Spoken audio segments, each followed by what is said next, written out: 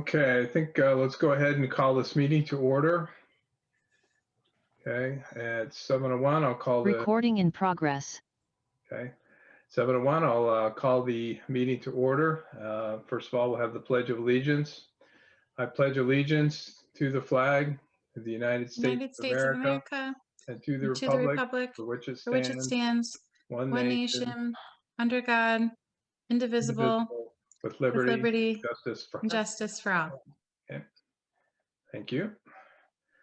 Okay, just a few comments before we get started. The first item on our agenda is the public speak. I just want to remind everybody, it's normally our policy to try to limit our first opportunity to speak, each of you, to about a 3-minute period. If you have more to say that you haven't been able to say within 3 minutes, we can come back to you, but that's the way we generally proceed. So let's try to stick with that, please. I also will make the comment that as anybody who's been following along with this process knows, that we've had a lot of public comment over the last 3 months, many meetings, and we know where a lot of people stand. So we've heard a lot of information. So if you have something new to add, we're very much like to hear it. New information, or change your mind, etc. Otherwise, I would ask that you keep it very brief. If you do feel the need to speak, you know, we have considered a lot of what's going on, especially with the budget, very carefully. So again, if there's something new, be happy to hear that. But we do have a lot of ground to cover today, so we want to make this as efficient and effective as possible. Okay. That being said, I'll go ahead and open it to public speak. Amanda, you want to go around? Yes. Okay, welcome everyone. We will kick off with Kathy Palazzi and Mike Palazzi. Well, I'm just the only one here for the moment because he's mowing the lawn. You'll be in. Okay. Thank you to the Board of Finance for all the hours you have spent on the town budget. I want to thank you, and I also want to thank Elaine Buchard for filming, and Amanda Gibson for the great Zoom work she's been doing, and with the agendas as well as all the attachments. I hope tonight the Board of Finance will consider putting the $25,000 back into the road maintenance. Also, I would like you to consider the bottom line of what AES actually needs for their budget to keep them solvent. I understand you must take away some, but 138,000 plus 44,000 is really over the top. And the other thing that I'm thinking about, I hope you are as well, because most of you will be back next year. For your next year's budget, I'm wondering that there'll be no 250,000 to help us. I'm just wondering what we're even thinking of next year for presenting to the budget to the residents. Are we thinking more like it's going to be maybe 3 or 4 mil increase? And if it is, maybe you should kind of tell them this year a little bit of what you're thinking might happen to us next year, because I don't know if there are going to be grants around, and I don't know if we're going to be getting help from the state. So that's all I have. Thank you. Kathy, can you change, adjust your laptop? All we see is the top of your head. Oh, but it's a nice top of the head, my dear Kirk. I understand that. All right. Except that you look like Cousinette. Right. I'd rather see your face. Thank you. Okay, next up we have Val Bruno. I am okay at the beginning. Everybody knows where I fall on the pendulum. Thank you for being here. Kimberly Person. Nothing right now, Amanda. Thank you.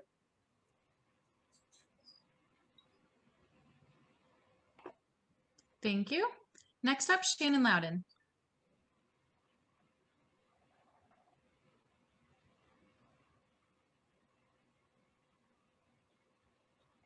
Shannon, you're unmuted. Go right ahead. We cannot hear you, so we'll circle back around.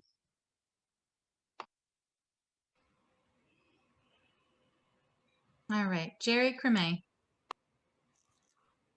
Can you hear me? Yes. Okay. I want to thank the Board of Finance for all your work. After seeing what you do and how much you do, remind me never to run for the Board of Finance. Uh, It's a monumental task. And it seems like no matter what you do, nobody's going to be very happy or 100% happy because you can't make everybody happy. But if I can help out just a little bit, let me just tell you, I don't mind paying a few hundreds of dollars more a year in taxes as a taxpayer. I know everything goes up, and I think this town does a great job, and I don't mind paying more to live here. And I don't know if anybody's ever told you that, but, or how you people will feel about it, but to me, it's worth it. Thank you. Thanks, Jerry. Sure. Mike Beckwith. Yeah, I just will go ahead and echo what Jerry said. Is as a resident, I am in full support of paying what is necessary to make sure that what the town needs is fully funded. So if that does mean paying my fair share of taxes and in the form of, $200-300 extra dollars a year, I'm in full support of that. So I'm gonna throw myself around what Jerry just said. So thank you for the time. Thank you. Thank you. Adrian Mandeville.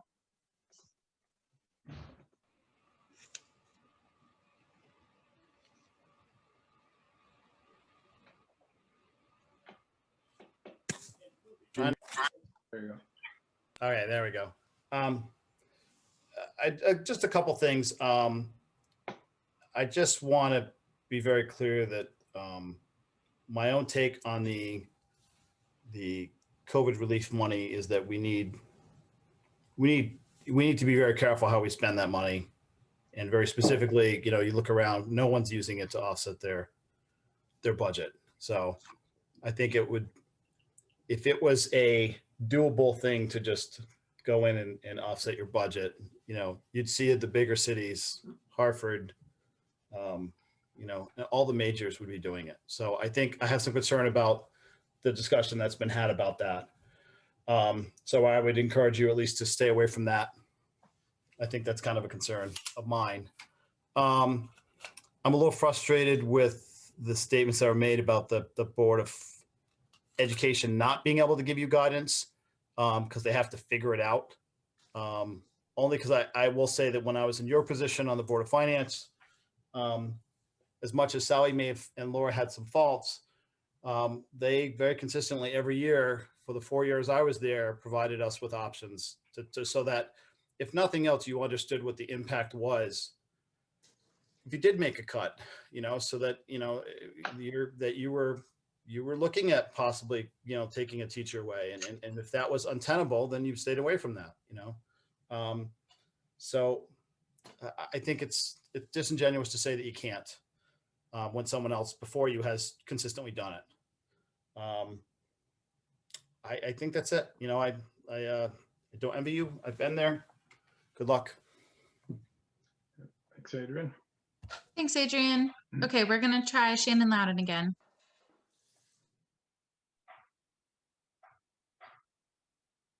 Oh, Shannon, we still can't hear you. I think maybe she's not near her computer. She Oh, it looks like Amanda's frozen now. Amanda, do we have you? is. I'm sorry, Shannon, we still can't. All right, she says she's going to call in from her phone. Okay, next up, let's see, Liz Lokiak.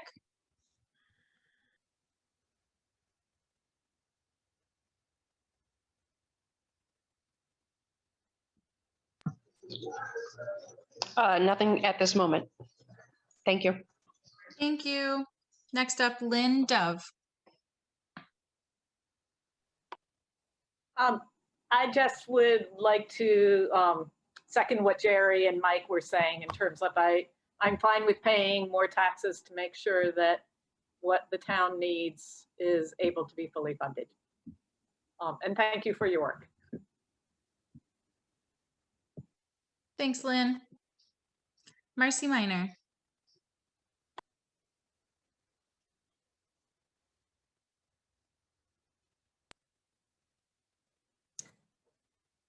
Nothing at this time, thanks. Thanks for joining. Joanne Hubbard. Amanda, I'm not going to say too much. I always say a lot. I think people know where I stand. I sent an email today as well. And I think you were on the right track with what you were doing Sunday. And I hope that that just continues today because, like Adrian mentioned, it is nice to see the scenarios they were asked for and not presented. And that's it. You know, I think you're on the right track and you have a tough job to do. And it's finances. So thank you. Thanks, Joanne. Okay, it looks like we have Shannon Loudon calling from her phone. So Shannon, you'll just press *6. Did that work, Amanda? There you are. Go ahead. Terrific. Thank you very much for accommodating me. First of all, I want to echo the birthday girl, Kathy Palazzi. Happy birthday. In thanking the Board of Finance for all of your tremendous work. It's been a long budget season for all of us. I learned my lesson on Sunday afternoon, so I'm going to go ahead and put forward a new idea, Mark, and that is this. I'm going to ask that the Board of Finance this evening consider increasing the AES budget by a total of $97,000. That's a compromise figure that I have discussed with other board members and with Superintendent Bruno that we could make work. How did I get to that amount? You approved $175,000 that then went to referendum and failed. The $37,000 increase failed last night. $97,000 plus $78,000 that we could move forward from this year's potential surplus to next year's budget brings us back to the $175,000. But it's only a $97,000 increase for next year's budget, and the Board of Education acting on what I understand Superintendent Bruno would ask us to do at our June meeting of moving forward $78,000 from our potential surplus in this year's budget to next year's budget. And I believe that is a very reasonable compromise, and I believe that could certainly pass, and from the parents who were there last night, and hopefully from the townspeople as a compromise. It's somewhere almost halfway between $37,000 and $175,000, both of which have failed. Thanks for your consideration, and please mute me, Amanda. Just to clarify that, by the way, before we go further, that's from the standpoint of where we were at after Sunday, just so I understand and make sure that I'm clear on this. From our Sunday meeting, that would be plus 60, correct?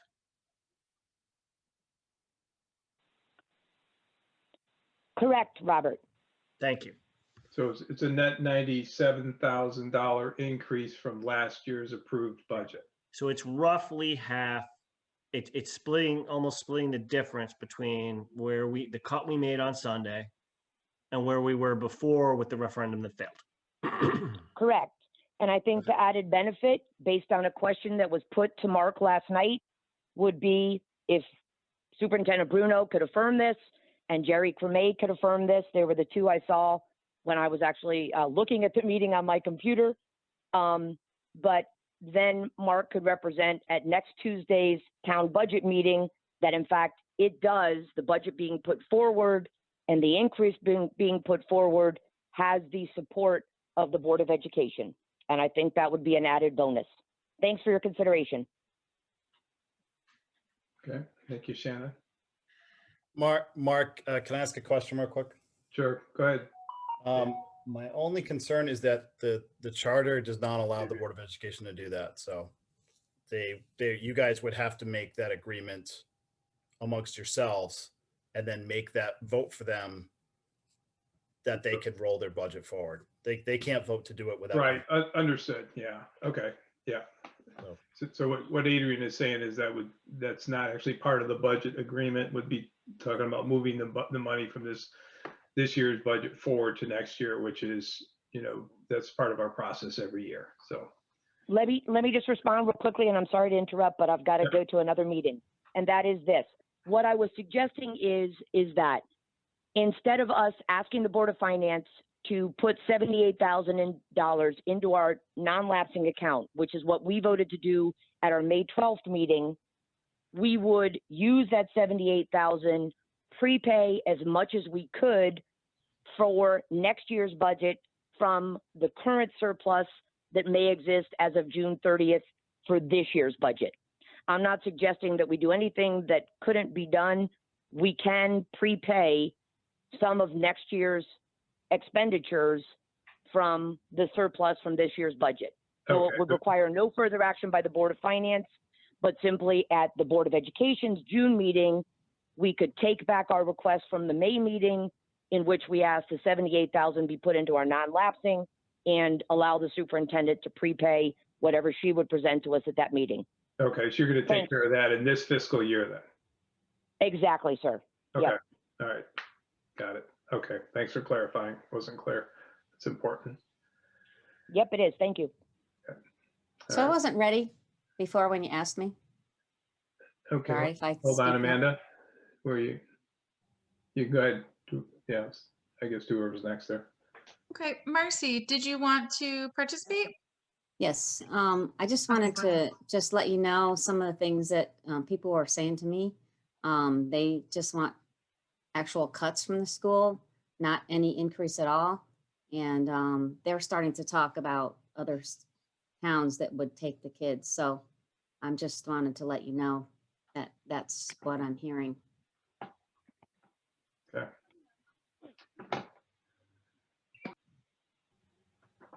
Thank you, Marcy. We've had a couple others join us. We have Melissa Jelquist.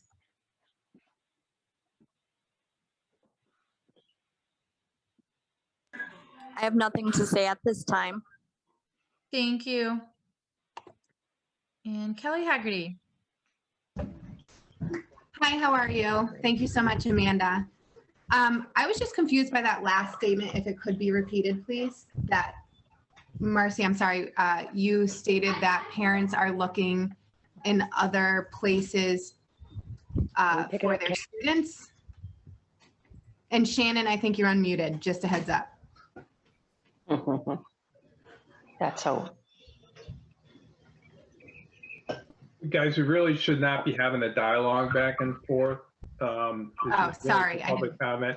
Yeah, I'm sorry to mean to stifle it, but we could, there's another public speak session at the end of the meeting agenda.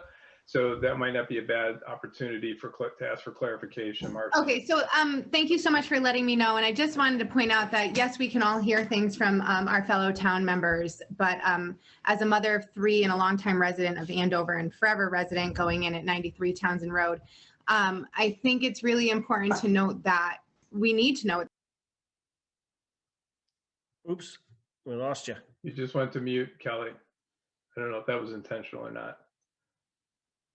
Did not sound like it.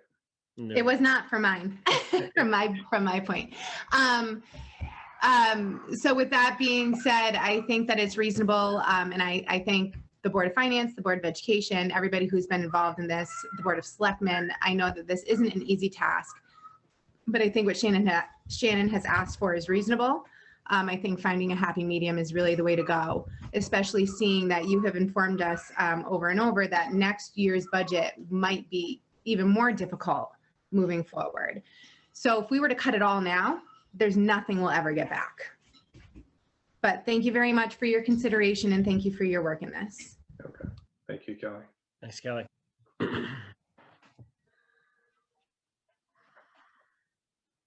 Thanks, Kelly. All right, let's just double check to make sure we got everyone. Oh, we have Boris iPad. Would you like to participate? Hi, yes, it's Erin Boris. I just want to thank the boards for having this meeting and sort of having these discussions. I hope it's a discussion in which people sort of let everyone know their own opinion versus things that are heard around. People have ample time to attend the meetings and attend the Zooms to give their own feedback versus a collective, I think, or we, when those folks should be on these Zooms to express their own opinions individually. Also, I feel as though Shannon brought up some great points. Money should be returned where the budget had been. Our school has continued to be open during COVID. I don't understand these conversations about cutting further. The seniors have paid enough. This town needs to come together and have a unified sense versus an us and them. And I don't know where the us and them has come from, honestly. I haven't heard a parent say, don't build a senior center or community center and don't be a cohesive unit. But I have heard quite a bit of the kids have gotten enough, education's gotten enough, and it's pure insanity and it's disheartening when there's only a few thousand people in this town. So my apologies if my voice sounds angry, but it was infuriating last night. So my hope is that the board recognizes how much parents, teachers, and children have been invested in this community, and yet at the same time are hearing from other populations that they should be cut. So my hope is that there'll be continued discussions about reinstating the finances. Thank you. Okay. Thank you, Erin. Thanks, Erin. Did Melissa Latesco want to participate? Okay, thank you. Oh, thank you.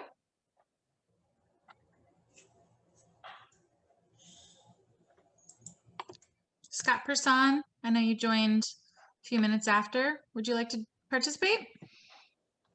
You're muted. Are you all set? All set, Amanda. Thank you. All right, thank you. I believe we got everyone, Mark.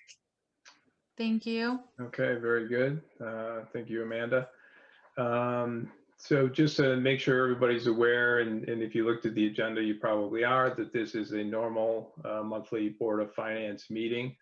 We will be reviewing the agenda in this meeting, I'm sure, but there's a lot of other stuff that we'll be talking about also. So the next agenda item is additions and deletions of the agenda items. So I guess I'll poll the board. There's a couple of things I think we can do. We do have item 4A2, which says plans for upcoming referendum and budget process. We don't actually have a referendum right at this time because we don't have an approved budget. So I think we can either talk, add that budget item as a subcategory of number 4, or we could put it under old business and discuss at that point. Is there a preference of the board on which we do first? Do you want to try to tackle the budget now and handle the other meetings later? Or do you want to, or the other business, later? Do you want to try to take care of the other business first and then roll to the budget discussions? I'm neutral on this. I'd like to just dive into the budget and deal with that, and then we can talk process. That's my take. I agree to that.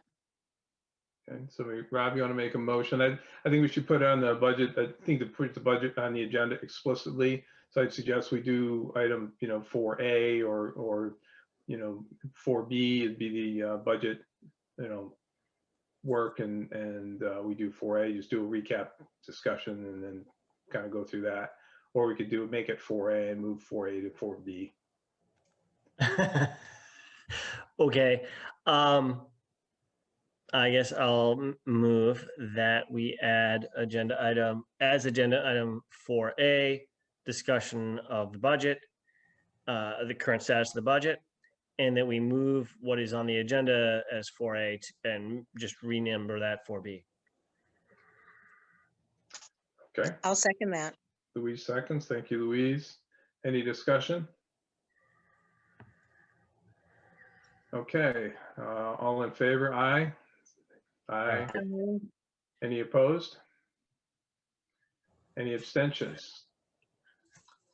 Okay, motion passes unanimously. So we will add an agenda item 4A, which is to the budget review and discussion, with the aim of getting, I think, a recommended budget. And then item 4A will move to item 4B. Okay. Any other additions or deletions to the agenda item? Eric? Mark, 2 things. Yep. I would like to delete under new business, item 9A.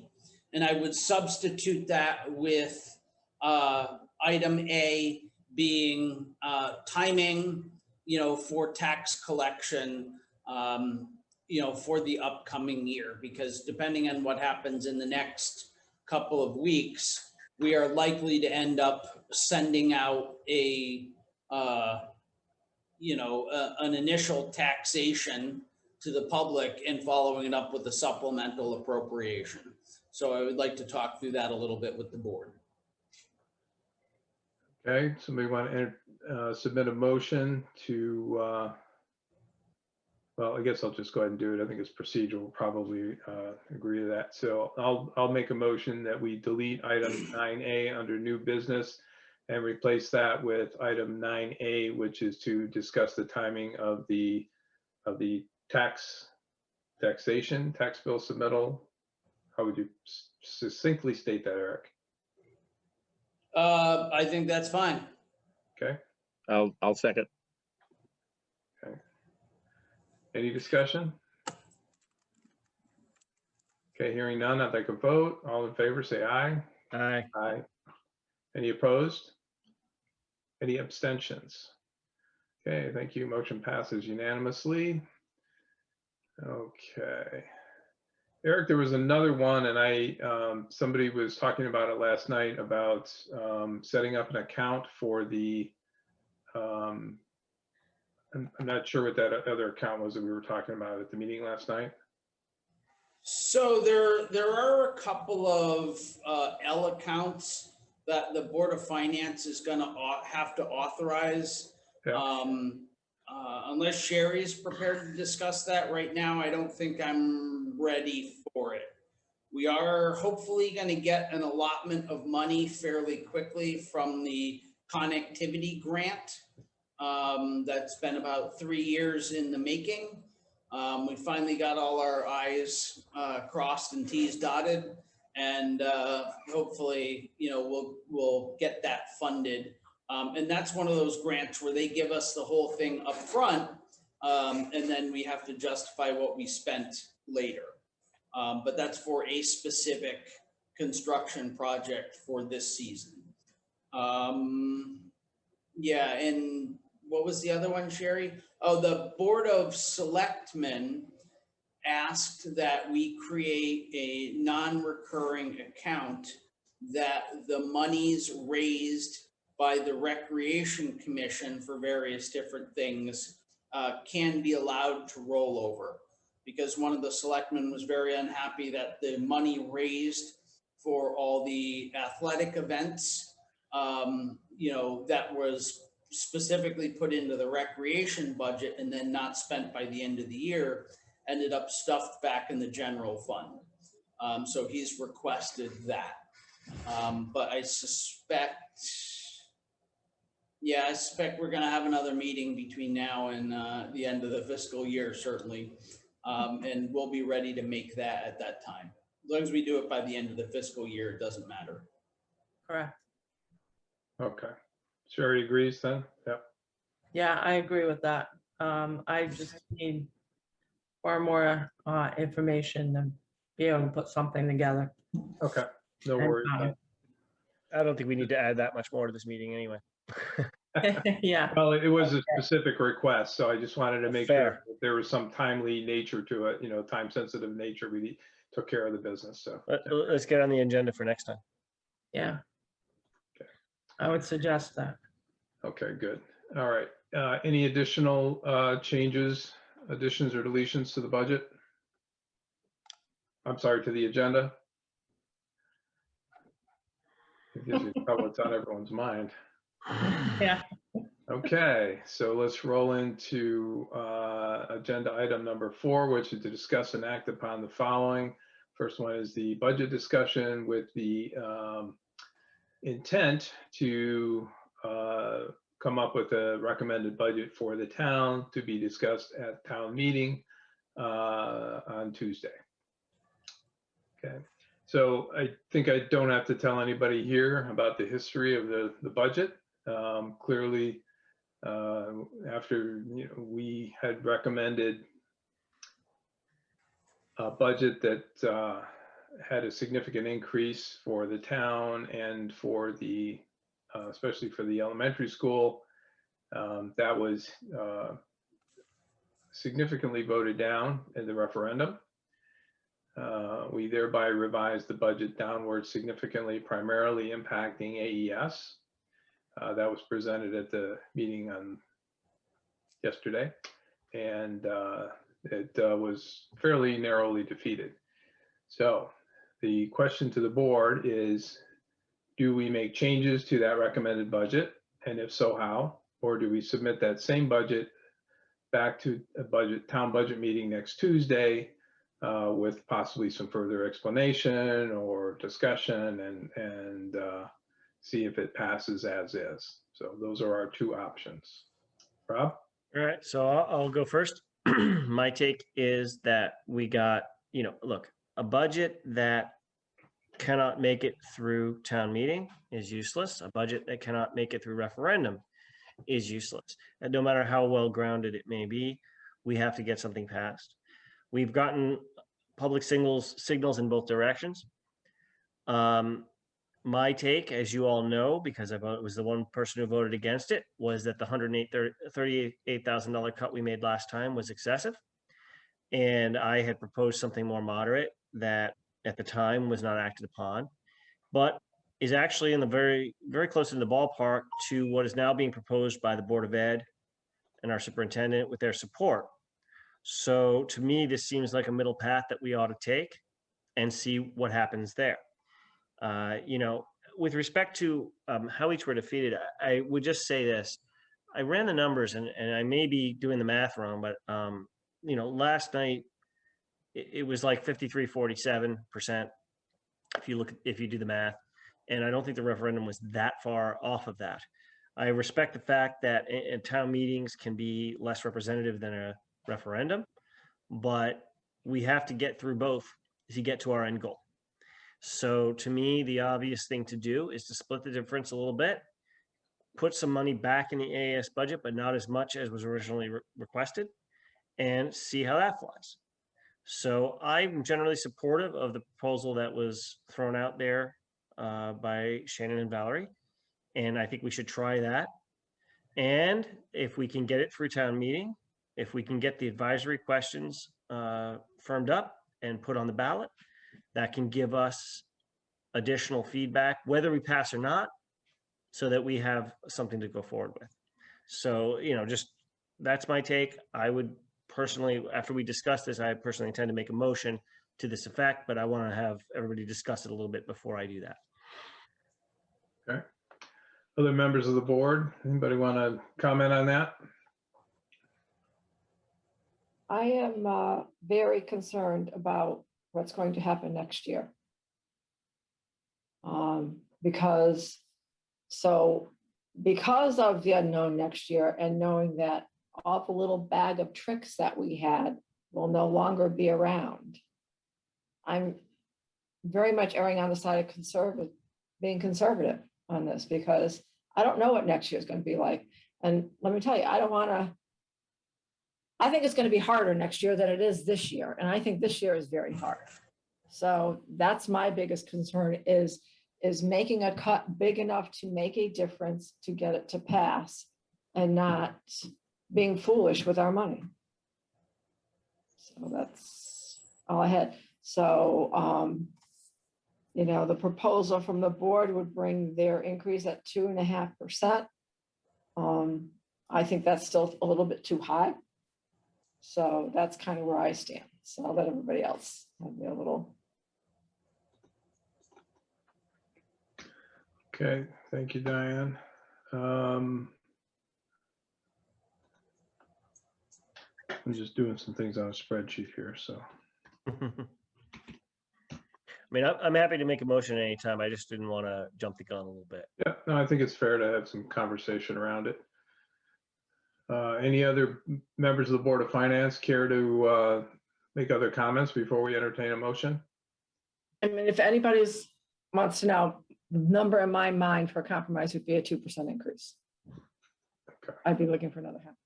So you want to add in another about 38? So that would be an overall cut of $100,000. No, right. That's what I'm saying, in terms of adding back from where we were last meeting. Yeah, it's adding plus back 38.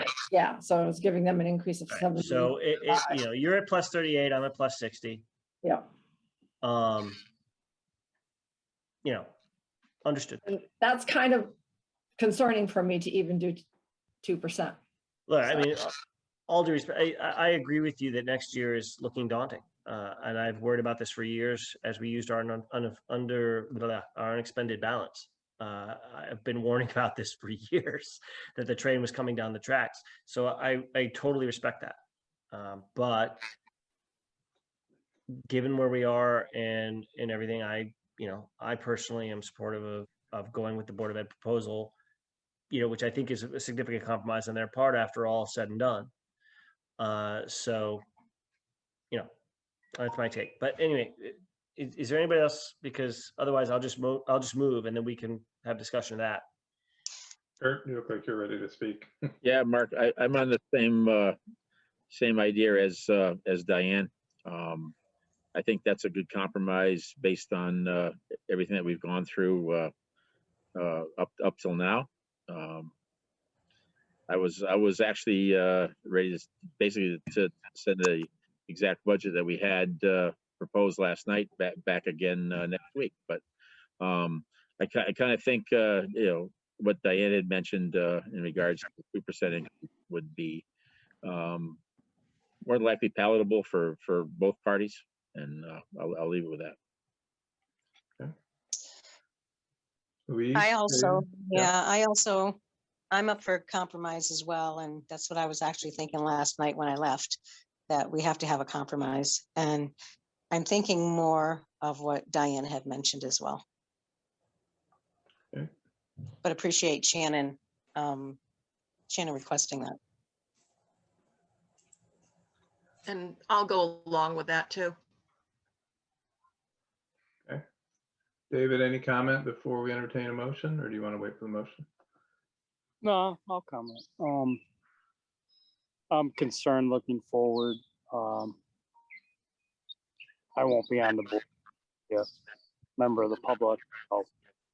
You guys know where the two areas are. You have the trooper and you have AES, and it's going to be very difficult next year. So I would lean towards kind of what Diane's saying. Okay. That's you. Excuse me.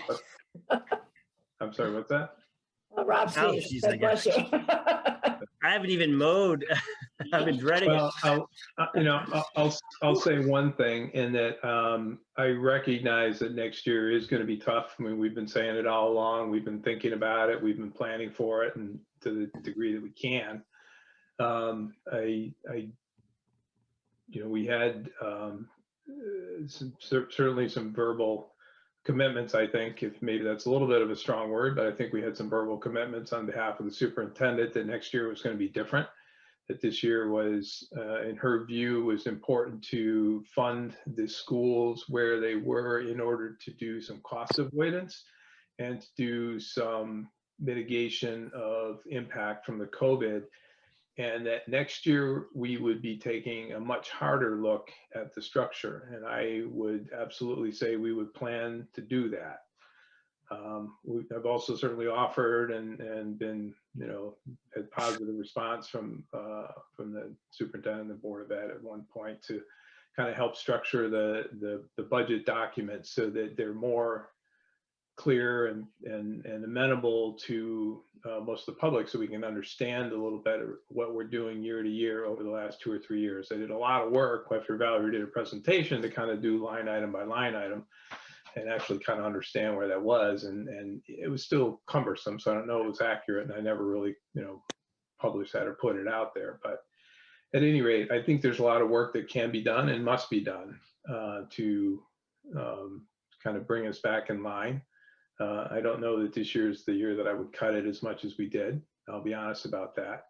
I am going to abstain from this vote, as I have done on each school line item vote, because of a potential personal conflict of interest due to a personal connection to the school district. But but I just will say that I do think we cut pretty deep. I do want to give them the benefit of the doubt to some degree, but I also expect that we would hold them entirely to a pretty tough standard next year, understanding that, you know, we would have gotten past COVID. We're pretty close to getting done through it at the end of this year, and we need to get back on track. And I think everyone understands kind of where the where we are now. So I guess that's just what I'll leave it there now. That next year is going to be it needs to be taken either, regardless of where we go this year. It's going to have to be a hard look at it. Eric, are you raising your hand? So I just want to clarify, because I started looking at the numbers.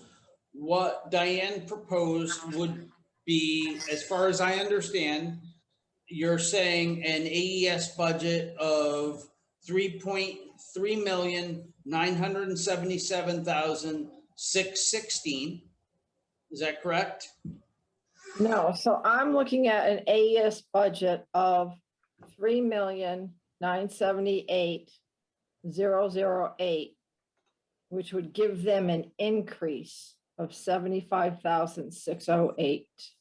Okay, hold on. Does that work? Say that again, just so I get the numbers correct. So I'm looking at $3,978,008. Okay. Which should bring them in at an increase of $75,608. Okay. Previous year budget, which I get as being like 1.94% increase. That's pretty close to 2%. Okay, so if we do that, 2% is 39,8448, just for the record, but. right, so if we do that, you would end up with an estimated mill rate of 36.51, which is basically a 0.9 mil increase over what you have now. And that would be a 2.53% increase. Just so you have the numbers extrapolated through. If my math is what was that percentage, Eric? 2.53. Okay, and right now we're at 2.76 with the current budget. Can we just quickly run the numbers if we restore 60? If you restore to the 97 I'm sorry. The Board of Ed proposal, if we put 60 back in since our last meeting. The Board of Ed proposal would take you to, I think, if I have this right, 36.59 mils, which is a 2.76% increase. It's about we're talking about a quarter mil. Right? Between the two proposals. Yeah, it's not a lot of room there. And so that gets you a total by, Diane's proposal gets you a total increase by taxation of 5.3%. But obviously, because the grand list is going up, we get some credit for that. Relief, right. Yep. So yeah, I mean, we're literally talking about a difference between roughly 78,000 and 97,000, right? So there's a $19,000 difference between the two concepts we have. Yep. All right. I think people have put it out there. I'm going to try anyway. So I'm going to make my motion. I move that we restore $60,000 to the Board of Ed budget, which will take them to a $97,000 increase as proposed by, at least communicated to us by a member of the Board of Ed and our superintendent. Rob, can I suggest that we just state that in a number term, that what you're proposing is to fund the AES line item at $3,999,400, which is $97,000 more than the current approved budget for this fiscal year? Friendly amendment cheerfully accepted.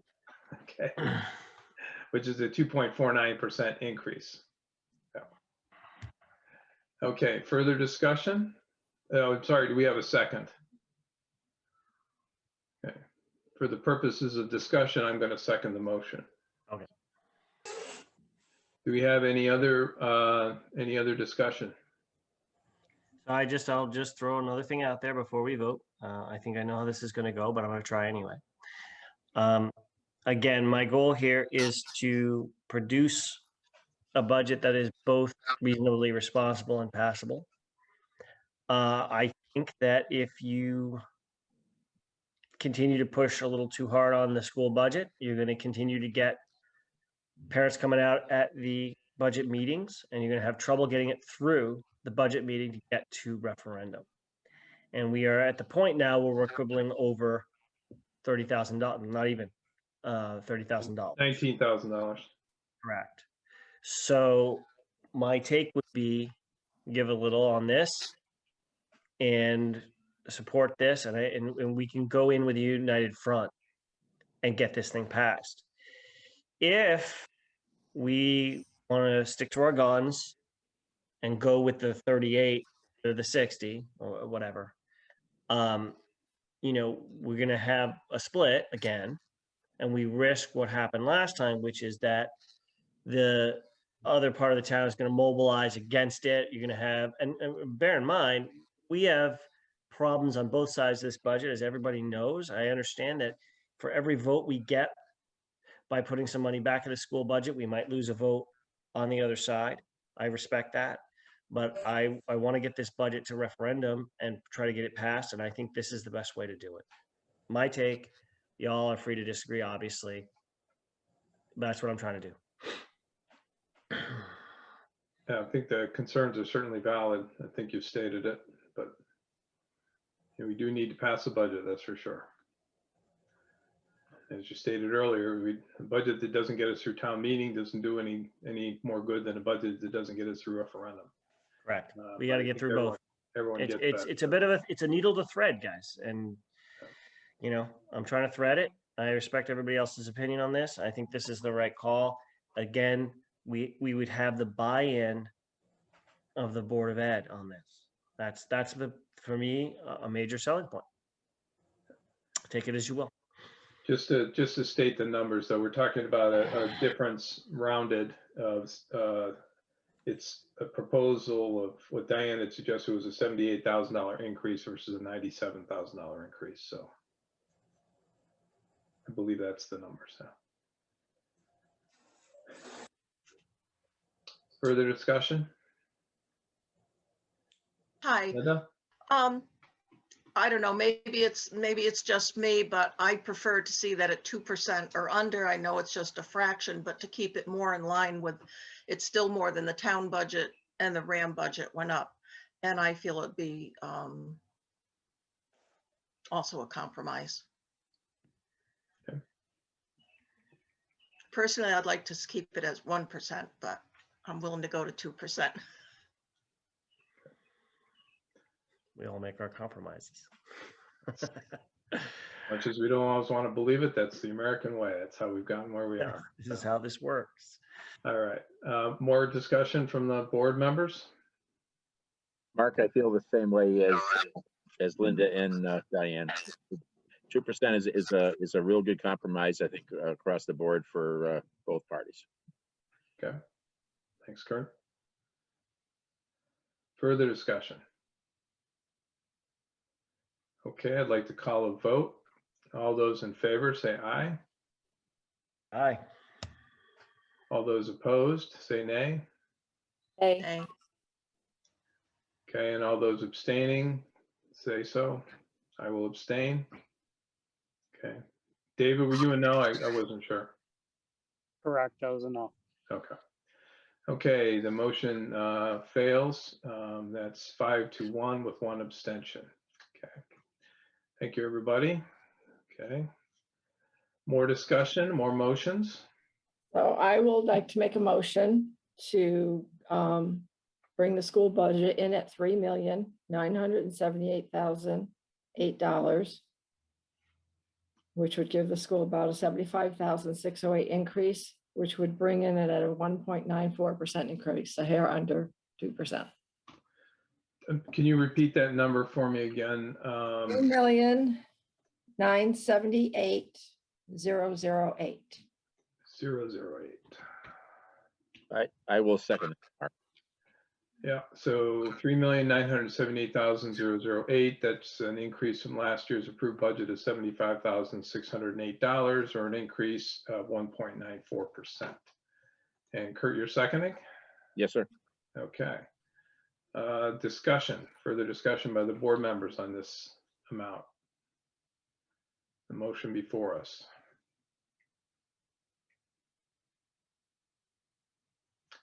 Okay, hearing none, let's call a vote.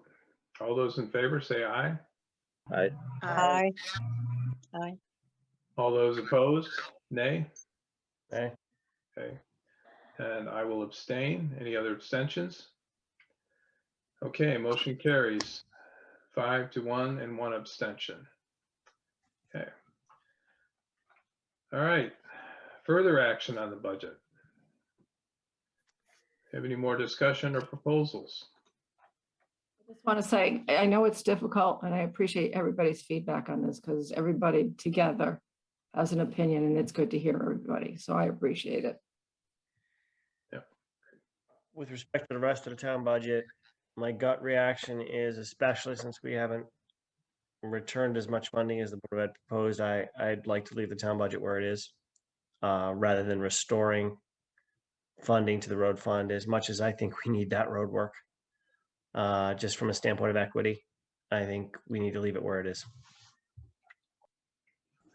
I'd agree with that. I have one question. Yep.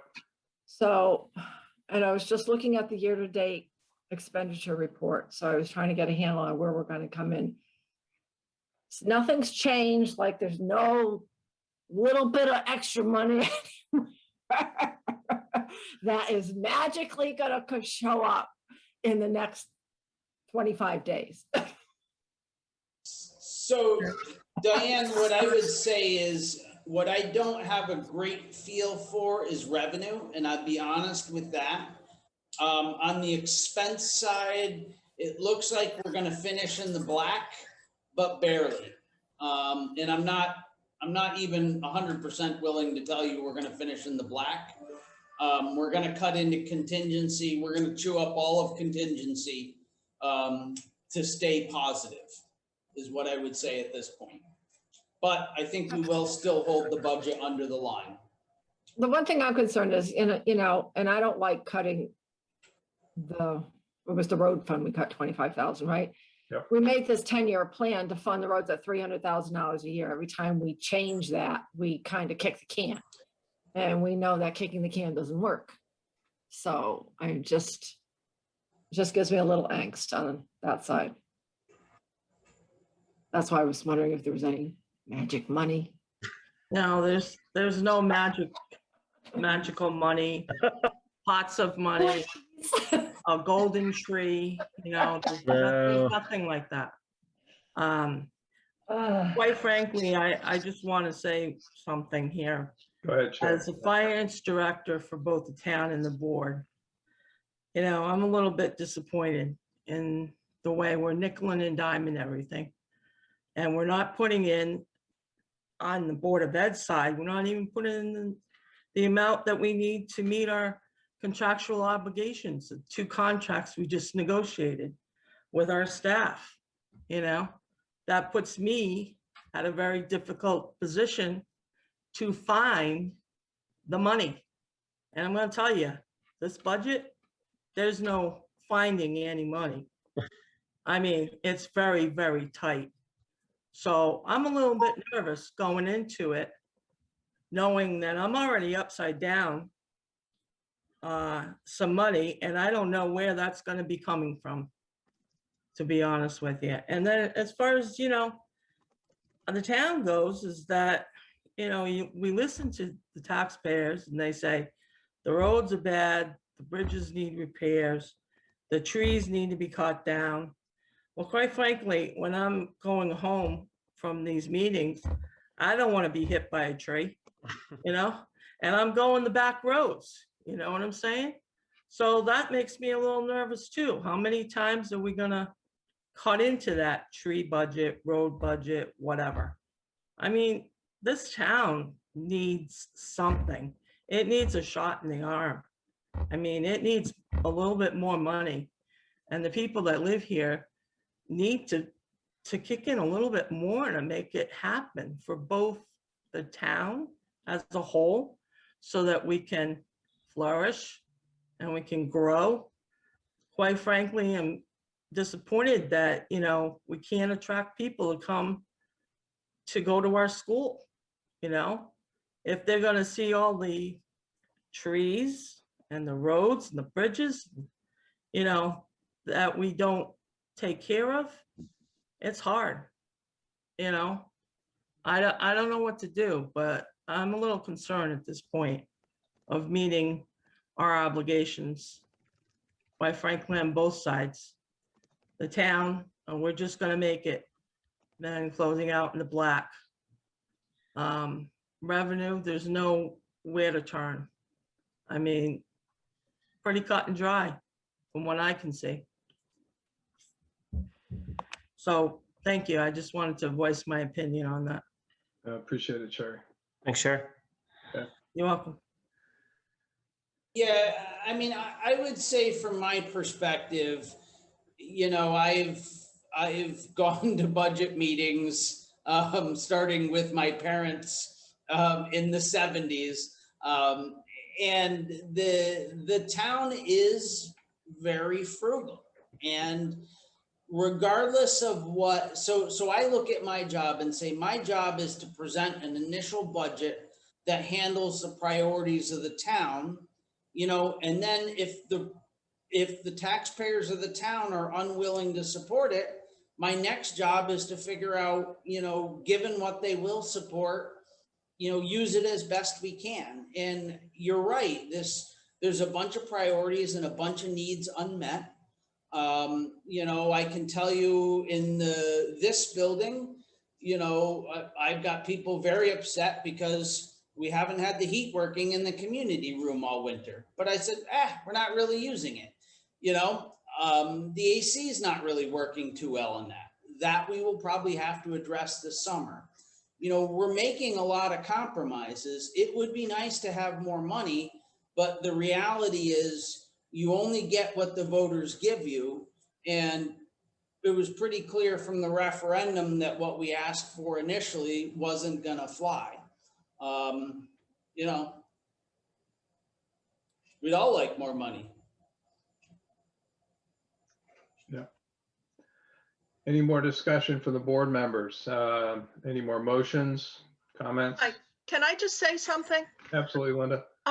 Okay, I've been in town since 1975, but besides that, this past year and this upcoming budget, my little family, my husband and wife and the neighbors I know, we're all doing fine.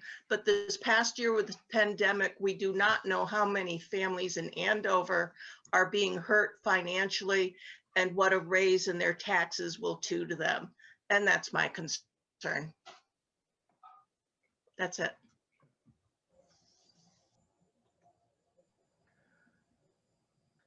Does anybody want to propose any other action on the budget as it stands?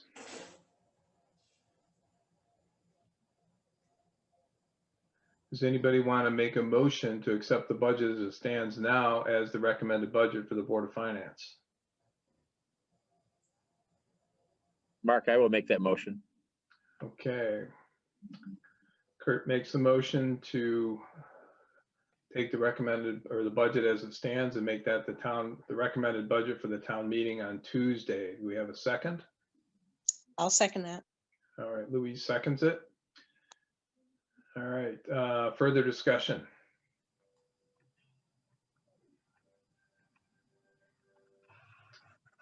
Okay, hearing none, let's go ahead and have a vote. All those in favor say aye. Aye. Aye. Any opposed? Do we have any abstentions? Okay, the motion passes 7-0-0. Thank you, everybody. All right, any further discussion on the budget? Sherry? Can I just point out one thing? Yep. What Louise said, if there's any residents in the community that are suffering, because of COVID and a tax increase.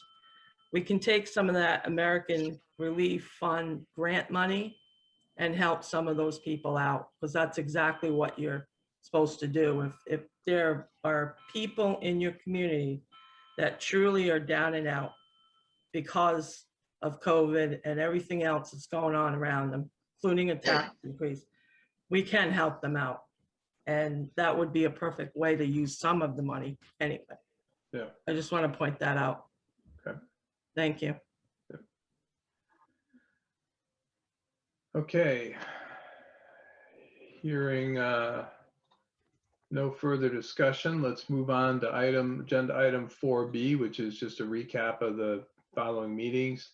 I think you were all there, so you know what happened. Does anybody have any question or wish to make any further discussion on what's gone on to date? Okay, hearing none, let's move on to item 4B2, which is plans for the upcoming referendum and budget process. I think everybody understands that the way the process works is that we now have a recommended budget for the town. Following this meeting, we will present it again on Tuesday, or present this budget for the first time on Tuesday. That's June 1st, I believe. And we'll give this a shot again. Okay. Does anybody have any questions or comments? Okay. Nope, if it passes at the budget meeting on June 15th or June 1st, then it will go to referendum on the 15th, and presuming that passes, we get the tax bills out on time. If it did not fail or it did not pass on the 15th, we're not going to make it. Okay. I think, if we go to town meeting next time and it fails, one of the almost first orders of business is deciding how we handle that tax bill process. Yeah, well, I think that's one of our agenda items. Right? I believe, and I think I said this before, that we did that once in the past during my time on the board. It was a while ago. Linda may remember it. We kind of guesstimated, frankly, and we sent out tax bills. And I think, if memory serves, Linda, you can correct me if you remember different, but we actually ended up sending out tax bills that were just a hair too high. But it was really, really, really, really close. And so in the end, I don't think we did a supplemental because we actually overshot just a hair. Do you remember that, Linda? I do, but I don't.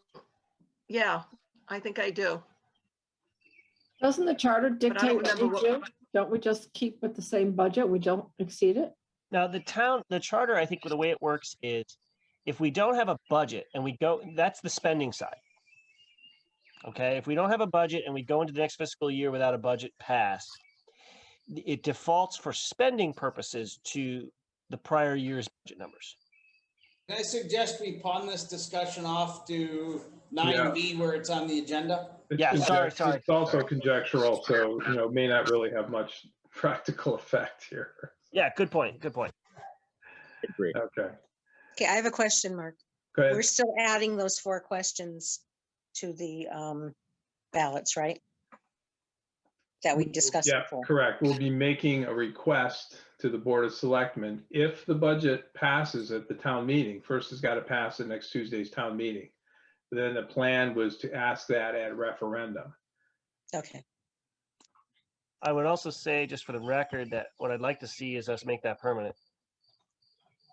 You mean the asking of those questions? Yes. On every referendum here on out. It's a good practice, I think. We'll second that. Yeah. Okay, further discussion on the topic at hand? Okay, thanks for pointing out, Eric, that we would have the vote if it does pass on the 1st. We would have the vote on the 2nd following Tuesday, which would be the 15th. Okay. All right, hearing no further discussion on this topic, we'll move to agenda item 5, which is the town administrator's report. Eric? Okay, so I'm going to keep this fairly brief because I think everybody's has most of the information I would have wanted to put out. The first thing I wanted to say is the town of Andover, for the first time in 7 months and 22 days, is back to 0 cases of COVID in the town of Andover for the 14-day rolling average. So it's been a long ride. We are slowly getting back to normal. One of the questions I had for the board and also for Val is what we're gonna do. Obviously, a lot of people were not overly happy that they still had to wear masks inside the building. For the record, the first selectman has decided to wait until the next Board of Selectmen meeting before making any decision about the town hall. So in the town hall, you're still obligated to wear masks in common areas. That has not changed. So I don't know when that will change. I've put forward some suggestions as to how we can transition back to more normal operations, but so far that hasn't taken place.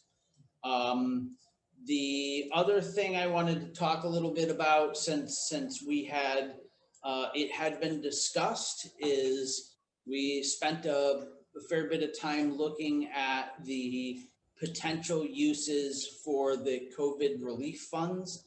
And I just wanted to talk through, I mean, ultimately my intention is to present it to the Board of Selectmen and say, what are your spending priorities?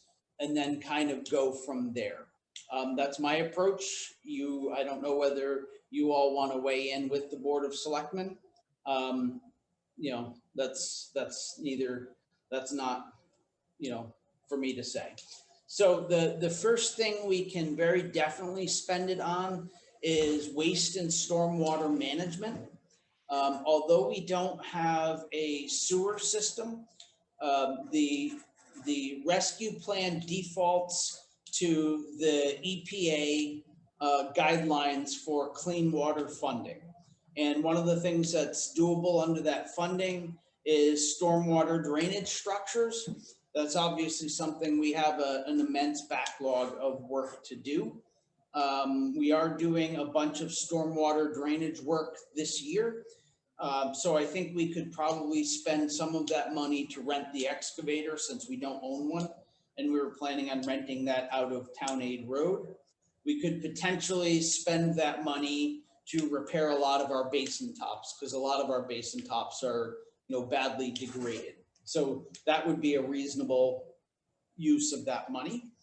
The second thing, if we decided to do it, would maybe make some of the budget cuts a little more palatable. And that is to spend the money to use to repair the septic system at AES, because the EPA considers that a decentralized wastewater system, and therefore that looks like that would qualify.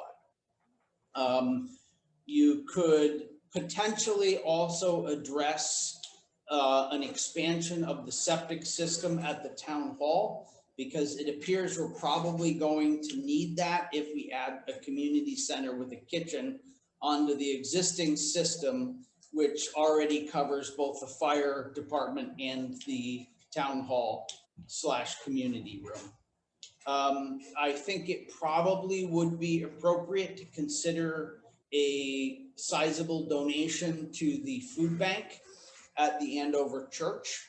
And the reason I think that is that last year, during kind of the height of COVID, we used them in conjunction with CERT very extensively to be able to provide food to the seniors in need that were afraid to go out and shop for themselves. So they really kind of bailed the town out, and it was a great asset.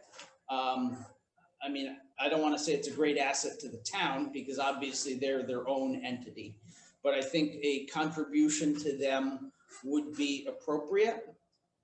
We could also consider assistance to Hop River Homes, because as most of you know, that is Andover's only low-income housing. You know, and again, that's not a town entity, it is a private entity, but that would be a fundable thing. The other thing is we've been kicking around for a while is the purchase of a vehicle for senior transportation. Now we are in the process, we're getting ready to submit another grant to fund the purchase of a 15-passenger van or bus. We did not get that funding last year. We applied for it and did not get it. But one of the big issues we've had is we do a lot of trips for seniors where we're taking one senior, in either a 15 or 20 passenger van. And purchasing a small car, like a little SUV, like Ford Escape or Subaru Forester or something like that, would give the option for when you're running the single people to medical. We don't have that many that are handicapped and require the handicapped access capability in the bigger vans. So that might long-term be a really good fit for the town because it will enable us to do some of those runs with a much smaller scale vehicle. I think we ought to consider additional programming and services for seniors because we're clearly allowed to do that, with this funding. The other thing that we have looming is, and we took it off the agenda item because Jed, the chair of the Planning and Zoning Commission, could not make this meeting, is the town has to develop an affordable housing plan. And, at this point, we've got a little less than 12 months to do it by state statute. Now, we've got a lot of the information for it because I wrote a grant about 10 years ago to do an affordable housing study for the town. So a lot of that information we can simply plug in, but we're going to need to do it. And it's something that really is critical to the long-term success of the town. That's another thing that could potentially be funded through this if we chose. So basically either we have to do a really half-baked one now to get us by, and then do a serious one with our next plan of conservation and development, which we will be starting to work on, the zoning commission, in about a year and a half, or we do a serious one now, and then we use that as a major section of the plan of conservation and development in a couple of years. So that would be a reasonable spend for the money. And there is a bunch of categories for things related to tourism. I've kind of looked through the fine print and I think, so we thought, could we do some of the work at the Historical Society through this? Maybe, but that's a pretty good stretch of the rules. Not saying we couldn't, but we would be working a little bit, I think, to justify that. The other things we can spend the money for is addressing educational disparities and potentially also assisting with after-school programs and pre-K. I'm not saying that's the direction you want to go or the board wants to go, but those are areas where that money can be spent. And that's pretty much all I wanted to say about that, unless you got questions. Shoot. On that, could we be talking about AHM there? Well, it's an existing expense, right? I mean, the whole concern over doing something with AHM is that we got to fund it by statute, right? Right. We have to do something by statute, so we can't offset current planned expenditures. So. Okay. Yeah, and unfortunately, the Connecticut Conference of Municipalities postponed their training session. So you didn't get to go to that last week? So the one last week was for the bigger towns, and they held that one and realized that there were an enormous number of questions they couldn't answer. And the presenter at that apparently said a bunch of things that probably weren't really correct.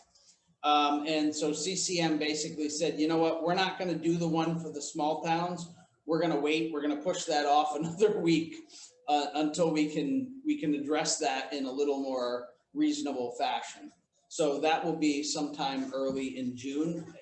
Any of you who want to attend that, I'm more than happy to send you the login information or just sign you up for it if anybody on the board or anybody else wants to attend that. And that's basically all I have, unless you have questions for me. No, you said something about wanting to get Val's input. I assume it was on the masks and the school thing.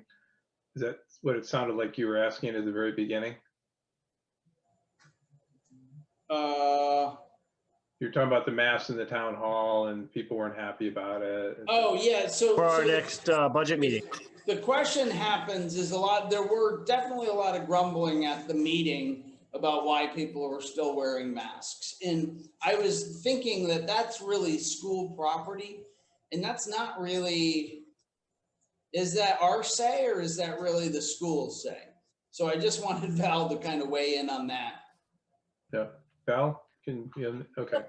So children under the age of 12 are still not eligible for vaccinations. So our policy from now until the end of the school year is that any events where the children are there, adults do have to wear masks unless it's a situation where there is not only the 6 feet distancing, but it's an activity that, would be safe.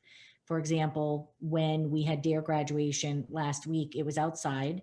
And so the children did proceed, to the seating with their masks on. And then once they were seated 6 feet apart, they took them off and then put them on when they went from there. Families were able to sit in close proximity to one another. And if they chose to remove their mask at that point, since they were 6 feet from everyone else and very far from the children, they were told they were allowed to. But we are going with the recommendation from now until the end of the year when the children are around and they're not able to be vaccinated to still continue. So Eric, to your point, the meeting last night, there were children there. And so we certainly would not, put the vaccinated people wanting to take their masks off over the safety of the children. So if it was a different event, I absolutely would agree. And I don't know what we're going to do for next year yet. Their guidance changes weekly, and so we'll follow.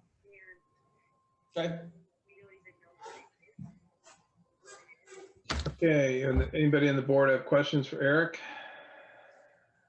No, I'm just interested in learning what's in that funding in that American Relief Act. I did save the document today.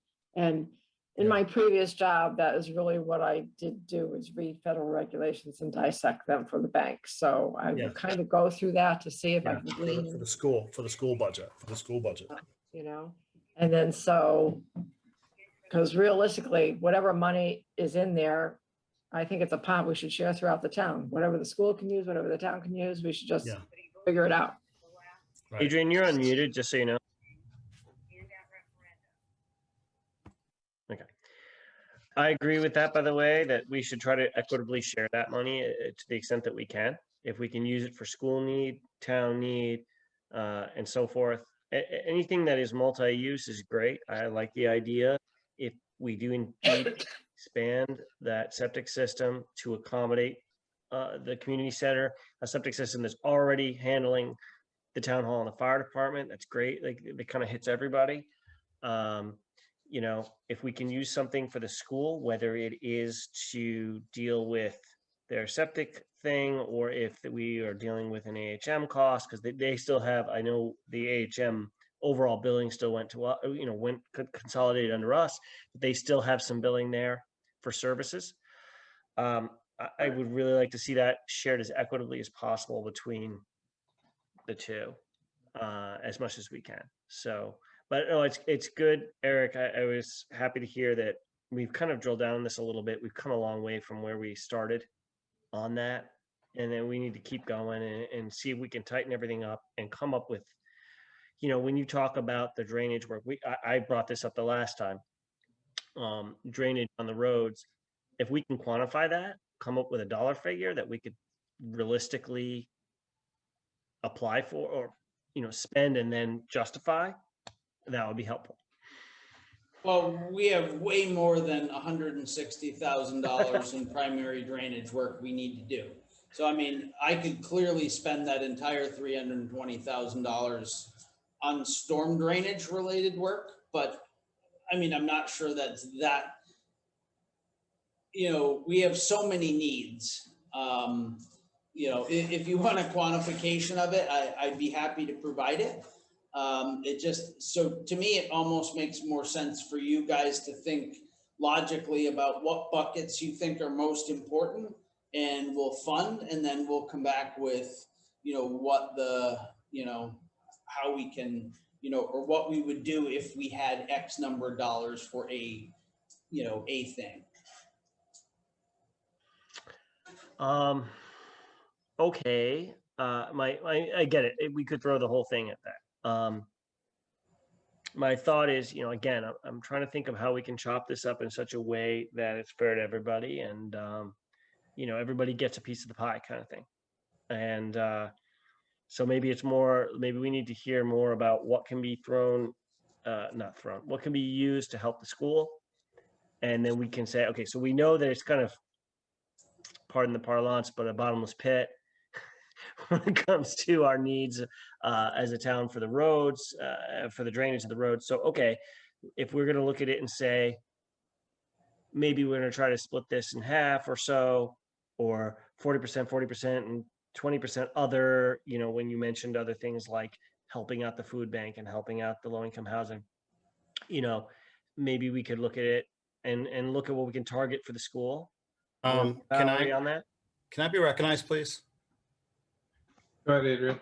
Go ahead, although I appreciate you guys wanting to have this discussion, it's not the purview of the Board of Finance to decide what to do with the grant money. It's actually up to the Board of Selectmen to propose, and then for you guys to decide if you agree or disagree. So you're kind of preempting here. Yeah, I think we may be a little bit ahead, but the discussion is kind of worth having a little. So, all right, thanks. Fair enough, Adrian. I have one other issue. Mark, my phone kind of blew up. Apparently you have a conflict with the Board of Ed budget or something. What? Is that correct? How about if we talk about this later? Unfortunately, I'm bringing it up now because there is a town policy. You're not supposed to be running the meeting for that part of it if you have a conflict as a board chair. So if you would just kindly turn it over to Diane Charquette, at least until for anything that has to do with the school, that would be appropriate. And okay. All right. So noted. Diane, the meeting's yours. Thank you. Apologize for interrupting. No problem. I appreciate it. You're muted, Diane. I'm unmuted now, right? Right. Can you hear me? Yeah. Yeah. Okay. I don't even have the agenda up, so that's how prepared I am. Hold on. Right now, we're in item 5, town administrators report still. We haven't moved on. All right. Next item up would be 6, finance department rule. All right, let's do, are you done, Eric? I am, yep, I'm done unless you have further questions for me. Anybody have any further questions for Eric? Nope. Gary, we're up with the finance report. Okay. Finance department report I submitted to you in your packet. Town budget summary report up to date, the revenue summary report, town aid road spending, detailed account, and you have the over expenditure report as well. The town budget summary, we're still continue to pay all of our bills as things come in, and we're trying to hone in on where we're actually going to be at towards the end of the year. There's some things that need to come in that we haven't received yet, so we're working on getting that rectified. The revenue summary, I'm working on posting all the current year's taxes to the revenue report. I will be doing that tomorrow to make sure that's up to date. I posted all the other entries for prior year taxation. So those got in. I think at this point, after I do that, we'll have all the entries that we know need to be made. There might be a few other revenue entries that I need to make, but that is gonna require me going through the bank statements, which is the next step, and reconciling those. Town aid road spending, that's the detail, it's up to date. And then I did the over expenditure report, basically just taking all the line items that are in a deficit situation. To the left of the report, to the right of the report are some areas where we have money to potentially cover what we have going on currently. It's pretty close, but you know, we could find some other, hopefully other savings down the road as we close out, hopefully. Keep my fingers crossed on that one. So with that, if there's any other questions that you may have that I can answer, that, you know, I'd be happy to do so. Sherry, just to kind of clarify on that last item you mentioned, so you have, it looks like you have two subtotals, on the one on the left and one on the right. Yep. Of those accounts that are running a little low or a little high. So the 122,749, that's the shortage in those accounts, and then the 143,17 is the overage in the other accounts. Am I reading that correctly? Those are positive, the positive amounts in those accounts. If you look at it, it's contingency, I believe 50 is, I don't have the document in front of me right now, but the intent was to have the first column to the left identify all your line items that are overspent at that time when we pulled it. And the other column to the right is just indicating areas the lot in the budget where the line items have money that are to the positive that potentially will be used to cover the overages. Okay. Which has to be discussed. Eric and I need to get together on that and decide what to bring forward as budget transfers for June. Okay. That's my understanding. That's my understanding, you know, because it has to be done line item by line item to cover within the budget. So we have more work to do, which we'll certainly do. But that was my first stab at it, to get a picture of where we're at. Just one question on the Veterans Monument. We had put aside $20,000 for that, but I don't think, Eric, we're not going to spend all that, right? Didn't we have, because we didn't have to drill a new well, right? Muted, Eric. You're muted. So we didn't have to drill a new well. You know, and it's still a little vague, honestly, because a lot of it depends on how much Jerry ends up fundraising. We're going to have to do a lot of digging. We're going to have to put in a, we're going to end up paying for the sprinkler system, and we're probably going to have a fairly good bill for topsoil, you know, in some form or another. So I think we're going to maybe not run the full 20,000, but we're going to end up not that far from it. Okay. All right. Does anybody have any other questions? Not doing good today because I don't have two screens. Just trying to get the agenda.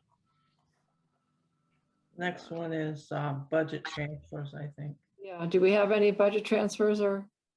Not yet. Not yet? Not at this Yeah. time. Not this time? We're gonna have something in the June meeting. Okay. And we don't have any over expenditures. You're gonna wrap that all up with the Yeah. year-end? Okay. Typically, I like to do that all at sort of the end, before the end. Okay, yep. So We I have- know where I'm at a little bit better, take another snapshot of it and just get a feel for where I need to move the money around to make things positive. That'll be in our next meeting. Yes, Yes. yes, definitely. I'm gonna be talking to Eric and we're gonna put our heads together and come up with something. Someday we'll find it. Old business, Old bit of software transition. yes. We have another meeting scheduled tomorrow at 11 o'clock. And they're going to be discussing where they're at. I provided them all the reports that they requested from both the town and the Board of Ed. So they have all that. They have the data from both sides, town and board. They pulled that off the server over at the school. So at this point, they're just gonna review everything they have, where they're at, discuss the database situation and if they were successful in doing what we want them to do. And then what's the next steps of how we're going to proceed with all of this. Eric, did you send that to Jeff McGuire? I did not. Okay. I thought you sent it to Jeff McGuire. I didn't have the address at home. See, it came in at home, so I was on my laptop. So I sent it to everyone, but I did not have his email address at home. So Okay. if you want to give it to me, text me or something, I'll gladly send it. Yeah, I will email it to you right now. Okay, thank you. Yep. So that's where we're at as far as the transition goes. I did indicate to him that we wanted to go live on July 1st. So, there's not much time to waste, so to speak. And he indicated to me that he's well aware of when we want to go live on both sides, town and board. June is gonna be a busy month. So the next one is audit status. Yes. I reviewed the audit reports and I found them to be in line and everything seemed to be okay at this point.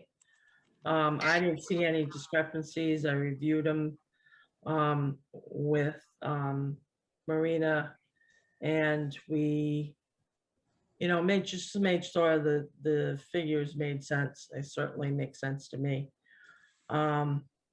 So I sent a reply back to the auditor saying I was okay with the financials and the single audit report. I also CC'd you, Eric, and I have not heard from him yet. I assume that any day now we should have the final audit to us that we can start, addressing it and distribute copies to the town and the board. What will be the timing for us to get a presentation of their audit findings like we had last year? Is that going to happen in July or? So what they did is they came in and did a presentation last time. Oh, okay. Yeah. I would think that would be the case, but I will email him and ask them. Okay. When I don't know if it's going to be via Zoom or in person though, and I think that's what I need to find out. And Mark, I can't remember, and Eric, maybe you know, last audit, I know we had a presentation, was it do they do a presentation for the Board of Selectmen and the Board of Finance? Yeah, typically they'll do a combined presentation. So we can do it together. Yeah, right? usually what happens is the Board of Finance invites the Board of Selectmen and then they do a combined presentation. I don't think we did that last time, but that would be, I think the first time we might have done that, or the previous year. Yeah. I mean, a lot of things were off kilter last year, so. Yeah. And, you know, we've been having audit troubles for years, but I think that was once upon a time, the proper process. Okay. Nothing significant that you feel that we need to know about before the report's issued. No magic accounts with money in them. Yeah, no magic No, accounts. no magic I don't know. accounts. And we No. did send, so I did send to both Mark Brinker and the first selectman the draft copies in case you guys had any comments too. Right. So That's good. I didn't really hear back, you know, definitively from either of you. If either of you have any comments, you know, we'll pass that on to the auditor too. If there's nothing material, we might as well get it wrapped up and get it done. And maybe get it done earlier next year. Yay. Well, that's my hope and my goal, certainly. We'll have I new would want it- software. I certainly would want it done and all wrapped up by December. Typically, I've had that happen, so I'm gonna shoot for that for next year, hopefully. We're betting on you, Sherry. We'll be really Yeah, happy. well, with that. I've worked with the auditor. I've worked with this auditor before, and him and I really work well together, so I'm looking forward to that relationship. And with that, as long as we get all the information to them in a timely manner, there's no reason why they can't, you know, draft a final draft and get a report out either December or January. So Right. I'm gonna shoot for that. Because this is way too late for me. I mean, you know, there's other things that I gotta do. You know, like putting in the opening balances and things like that in the balance sheet. And, you know, there's just accounting work that I need to have done, and it's quite late in the year. But we'll work on that. So while we're discussing the audit, I do have one final thing, and that is, you guys all know we had the ACH fraud issue last year. That has been almost completely resolved. We did get paid out by the insurance company, and we were able to recover some of the money from Regions Bank. The final difference between those two was $5,000 between, you know, what we owed essentially after the insurance payment and what we got back from Regions Bank. I had suggested and sent to both Mark and Jeff that we had discussed it briefly with the auditor and kind of agreed that we would split the difference if that's, but you're the Board of Finance, so I'd kind of like to run it by you. I mean, I was going to bring it up with the Board of Selectmen since I didn't really get a response from Jeff either. So I don't know what, if any of you have feedback on that.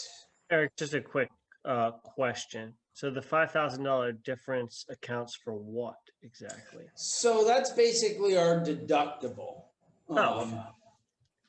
Right. No, I mean, look, I work for an insurance company. I get deductibles. I just didn't know if that, you know, you said approximately.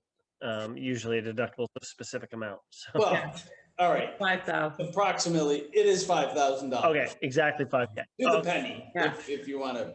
Okay, thank you.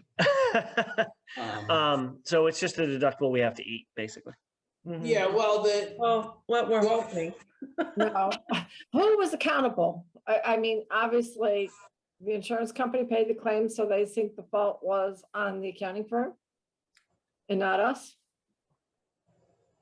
We didn't have a proper process in place. I get that for verifying wires. I got that part, but. So I don't know subsequently whether our insurance company went after the auditor's insurance company. I don't know that. I know our insurance company paid, paid what they thought was their portion of the claim. And apparently what happened was at some point about 5 months or 6 months after we notified Regions Bank, somebody made another deposit into that bank account. And since we already essentially had a lien on it, they snatched that money back and refunded that to us from that account. And that's what we ended up getting. So between those two, of the 32,000, all but 5 essentially was has been accounted for at this point. And so what we're proposing to the auditor is that we split the deductible with them because, they've acknowledged that they have some fault in this also. But weakness and controls on their side, weakness and controls on our side, so it's an equitable. Correct. Yeah. And I mean, just from the standpoint of fault, I mean, that's not what the insurance policy is really about anyway.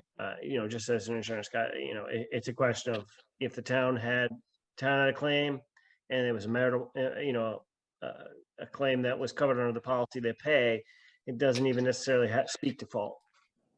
I get that. I was just trying to say if it was really more on the accounting firm side, I would want them to eat the deduction. I see your point. That's where I'm going. Yeah, I see. Yeah, I follow you. But if it's, both sides of the house had weak controls, then, and I guess the Board of Selectmen would have to weigh in on that. So I think they should.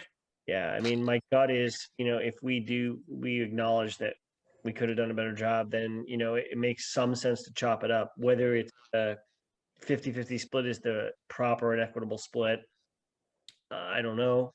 But first blush, you tell me, and plus the other thing is, of course, we have the auditor that we're using, we are continuing to use, correct? Correct. So there's that too, in terms of, our business relationship with them, so to speak. Right, and realize we are a year behind in making them whole, and they've, gone along with that. So I think they've been, reasonably accommodating with us. We both understand that both sides, had some fault in this. At least that's what I would say from my perspective. I think, or selectmen should weigh in, and then we should just make sure. And then we can go Okay. from there. Understood. Anything else? Anybody have any other questions? Do I have to run this whole meeting or just the school stuff I have to do? It's good practice, Diane. I'm on vacation part of next month. It's right after then too. Oh, God. So next item is the community center. So the building committee for the community meets monthly, pretty much at the gazebo.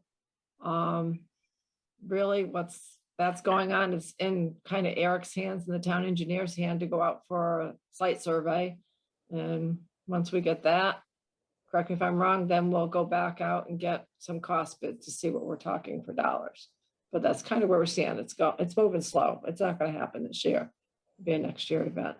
Yeah, I think we got a good update from Adrian at the town budget meeting on the status. So, and what else is on there? Hold on, I gotta look right. Review the town budget meetings. That's not really relevant to the fiscal budget for next year, right? But, no, but I mean, he gave us the rundown. yeah, well, we'll see where we are next month. Right. Okay, so item E, building and land use department permitting system. We have signed a contract with the vendor. They're still promising, well, they're not gonna make June 1, which was their original deadline. But they're he seems to think he's going to be working on our project early to mid next week. So we should be starting to go through the motions to adopt that. That will be budget neutral to the town because we are just flat billing everybody who pulls a permit, for the cost associated with it. How long does it take to get this thing up and running? Are we keeping up with, I know we have no staff. It's not that we have no staff. We just trimmed the staff a bit.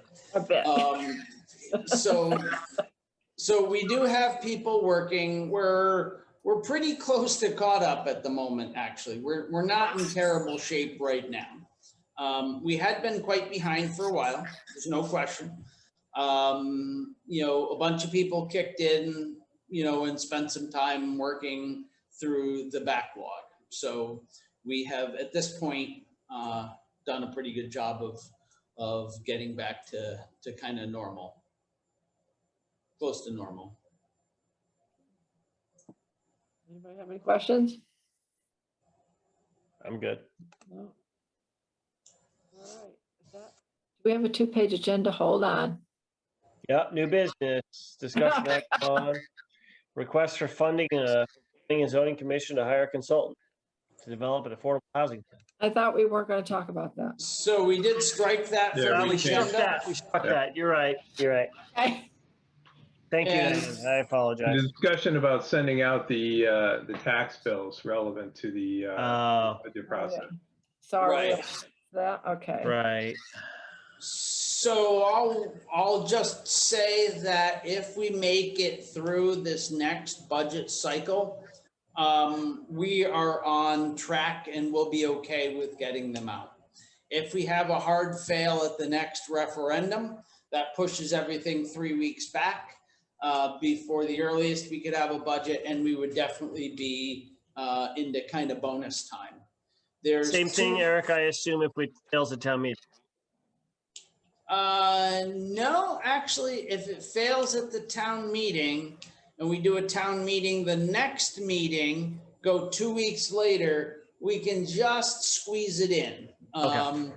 They will not be happy with us, but they will accommodate. But after that, it will not be on time. So there's basically, if you think about it, there's two options. One, if we thought it was going to be a short delay, like we thought one more cycle was likely to do it, we could simply roll the dice and wait 2 weeks and push back collection for the first quarter by 15 days and be okay. Because remember, we have a little bit of an operating cushion anyway, in any given year, because expenses always lag collections. So we always have that window, so we would be okay for a short period. We could not go very long that way though. So if it looked like it was going to be, 30 days or 45 days, we would not want to do that. So there's a little bit of ambiguity. So we have two things. We have a charter and we also have state law. And I've asked the town's attorney for a legal opinion. He sent me a bunch of case law, which I've read through, which seems to indicate that the Board of Selectmen can set taxation kind of where they think they need to manage the town. But that's a little contradictory to what's in our charter. And I've asked him to review both and give us a legal opinion on what has to happen. Because the way the charter kind of reads, you have to go with last year's budget. But it's not clear to me whether that means last year's budget or last year's amount of taxation, because those net two very different numbers. Robert. Can I question? Adrian, are you still on? Because if you are, Yeah, I'm here. What's up? You remember, you were on the board, I believe, at the time, the last time this came up. About what? I'm sorry, I was on a call.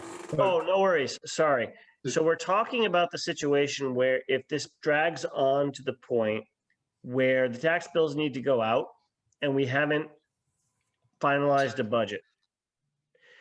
Yeah, I so I mean, we can, the Board of Selectmen or the Board of Finance can, the Board of Finance can set it and the Board of Selectmen can approve it, or the Board of Selectmen can approve it and the Board of, or can set it and the Board of Finance can approve it. And both of them have to touch it.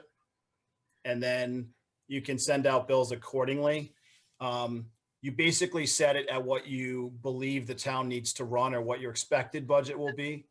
But you can't, you have to leave yourself some leeway. Like you can't.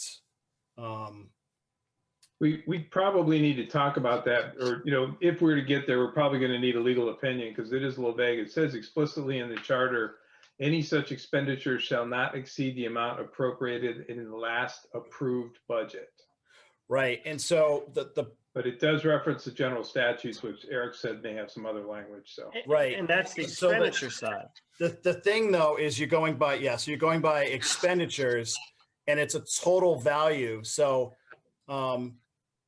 it's kind of a catch-22 because like we took a lot of money. It's not taxation, right? It's expenditure. So we took a lot of money out of capital to pay for those expenditures. So technically you could set the mill rate anything you want up to that, as long as you're not raising more than you expended. Do you see what I'm saying? Yeah, it says the Board of Finance may authorize expenditures and provide for the raising of necessary revenues. Right. Pursuant to the provisions of section 7-405 of the general statutes. However, any such expenditure shall not exceed the amount appropriated in the last budget. Exactly. Budget. So exactly, but it's appropriated. It's appropriated. So because we were using money from reserve, technically you could raise more money from taxes as long as you didn't raise more than what you also included from reserve previously. So in other words, because you took so much from reserve in previous years, you've got a lot of leeway there. Okay. Yeah, so that's my recollection too. Thanks, Adrian, because that's what I was kind of getting at, is that we had the ability, not that we want to do this, by the way, I really don't. Nobody wants to do this. But we did at one point ballpark, we threw a dart at a board. It was a good guesstimate and we were very, very close, but we kind of picked a number and we sent out tax bills. Yeah, I mean, your other option is just to set it at your previous year's rate and then make an adjustment when it comes out. Most other towns do that. Wyndham did that 2 years ago when they had a school board issue. They went through 8 referendums and didn't get a budget set until October. They set it in October and then it technically actually didn't pass until December. So that can be really ugly. Right. That seems to be the safest, Rob, would be set it at existing rates, and because, you know, you're not going to, you know, we know where the budget is not likely to go below it. So no. So correct. Right. And like I said, I have asked for, you know, a legal opinion for him to lay out exactly what would have to happen in that case. I'm hoping it doesn't come to that, but I just want to have our ducks in a row if it does. Timing wise, we really don't have to really make any decisions till our next meeting. Yeah. A side note too, the Board of Selectmen we'll have an emergency meeting. I did talk to the, for this budget vote, I did talk to the Register of Voters and talk to Carol Lee. It would make the most sense to try to condense the questions. So if we limit it to 3 questions, then they can use the tabulator. So we're going to try to get, you know, is the town budget, you know, is the town budget, you know, too high, too low, or just right kind of thing? Is the school budget too high, too low, or just right? And then maybe we'll have a separate ballot sheet that has to be hand counted for trooper or the other issues that you guys laid out, issues or capital. But we'll try to get the others on the tabulator so it's easier for the registers. So. Okay.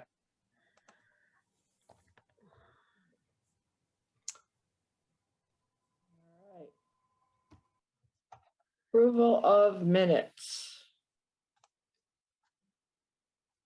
Is that where we're at? Yes. Yes, it is. Anybody want to make a motion to approve the minutes for Wednesday, April 28th, regular meeting?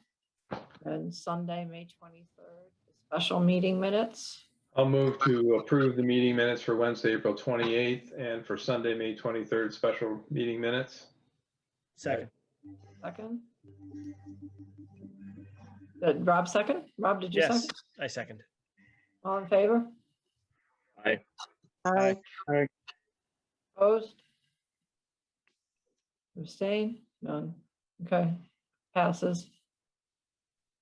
All right. God, I don't like having two seats. Doing great. Liaison reports.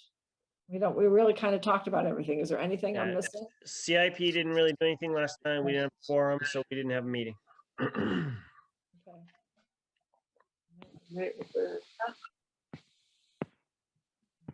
Okay.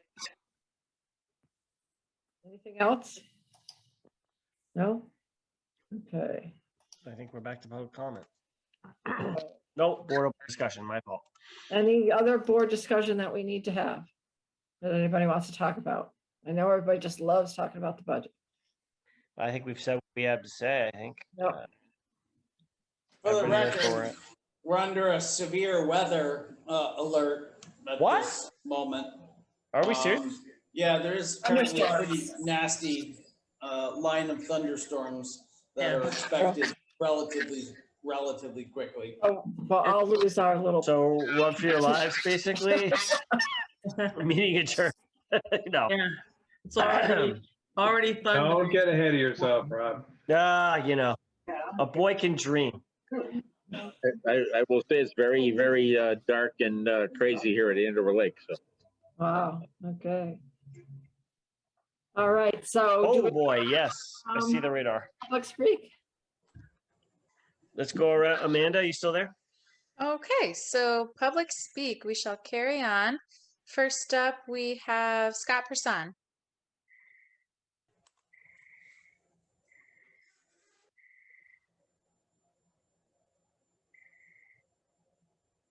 Scott, are you there? All right, we will circle back. Jerry Cremain. Yeah, I'd like to say, based on what I heard this evening, and especially what Sherry Holmes has shared with us, I'm very concerned.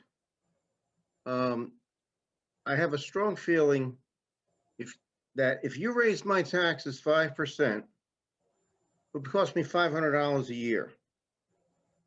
And I would gladly pay that so that to avoid having to go through all these discussions, referendums, town meetings.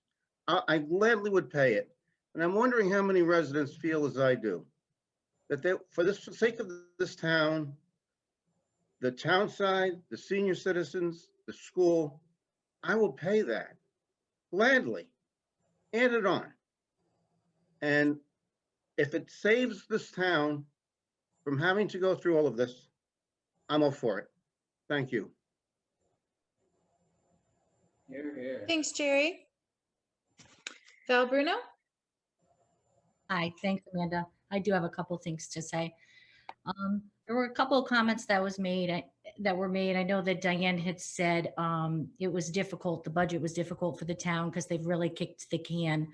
I have a problem with the fact that the school has not kicked the can. They've taken care of all of their obligations all of these years. We have the largest building in town, and yet we take care of it with the money that's been given to us. And I feel that that fact is being ignored, that we have not neglected our responsibilities to the children, to the facilities, and to the town. I am disheartened by the fact that I feel that the town, rightfully so, gives Eric a chance to get his job done and supports him. I don't feel that these two boards are supporting me in doing my job. And it was apparent tonight with the responses that Sherry's comments were ignored and that she therefore is not being supported as a town employee in doing her job. The three of us are not elected. We're all hired to do jobs, and all three of us need to have that support. I expressed that we need $125,000 to meet the obligations of every single contract that was negotiated, and that's with nothing else. And I really feel very strongly that that should be taken into consideration, and we should be taking into consideration the needs of the school. I also was upset at the thought that you're already thinking a year in advance as a board and saying that the responsibilities are going to fall to the school because we're anticipating things getting worse now and into next year. And so we have to take it out on the school because otherwise we won't have any other way, when we know that the conversations have to happen about the town, the school, and RAM next year. And I feel like you're already planning to make sure that the school itself has to pay.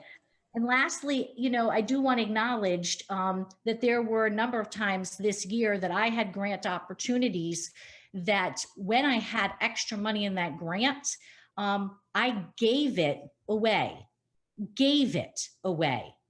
I had extra money in a Homeland Security grant, and the first thing that we did was speak to the Board of Selectmen and say, we are willing to gift on the end of our building, we are willing to gift security cameras that will assist in not only the town, but in the building of the community center that you didn't have planned for, and we already have the monitoring.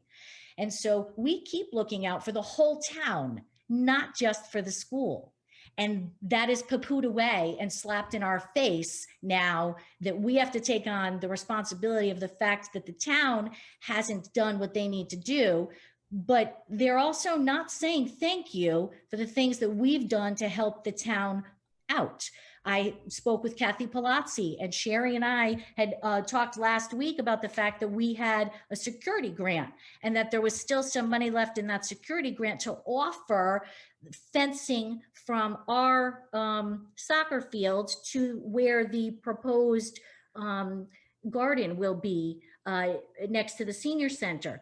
And we could do that for her. We could do that for the town, because Jeff Murray had said that his concern was that it was going to be so close to our children and the area where they play soccer. So we had that fund available to us, and we made sure to offer it up right away. So I'm very disheartened that I've shown in the 10 months that I've been here, as Kathy Palazzi said on Sunday, I've shown that I have a plan not only for the school, but to make sure that things are done in the best interest of the whole town. And those things are being ignored. And the price of the, as Diane said, kicking of the can, so that the other thing she said, so that they can keep their bag of tricks, is that it's going to fall on us. And I really hope moving forward that we can get beyond that, because all three boards do need to work together. And Sherry works for all three boards now. Thank you. Thank you, Val, for your input. Mike Beckwith. No comment at this time. Okay. Joanne Hebert. Thanks, Amanda. Just a quick one. Not going to comment too much. It is very much hard work. I think the board has shown that they really do respect everyone involved, all sides.